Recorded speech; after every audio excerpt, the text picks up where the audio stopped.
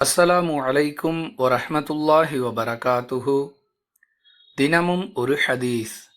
தொழுது கொண்டிருக்கும் நிலையில் காற்று பிரிவது போன்று உணர்வு ஏற்பட்டால் தொழுகை முறிந்து விடுமா என்று ஒரு மனிதர் ரசூலுல்லாஹி ஸல்லல்லாஹு அலைஹி வஸல்லம் அவர்களிடம் கேட்டபொழுது, சப்தத்தை கேட்கும் வரை அல்லது நாற்றத்தை உணரும் வரை தொழுகை முறியாது என்று அல்லாஹுவின் தூதர் ஸல்லல்லாஹு அலைஹி வஸல்லம் அவர்கள் பதிலளித்தார்கள்.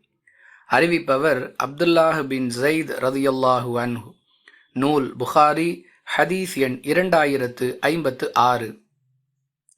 அன்பிற்குரிய அல்லாஹுவின் நல்லடியார்களே, பலருக்கு இதுபோன்ற அனுபவம் ஏற்பட்டிருக்கலாம். அதாவது, தொழுது கொண்டிருக்கும் நிலையில் காற்று பிரிந்தது போன்று ஒரு உணர்வு ஏற்படலாம். காற்று பிரிந்து விட்டதா இல்லையா என்று தெளிவாக தெரியாத இந்த நிலையை பற்றியே அந்த மனிதர் கேட்டிருக்கிறார்.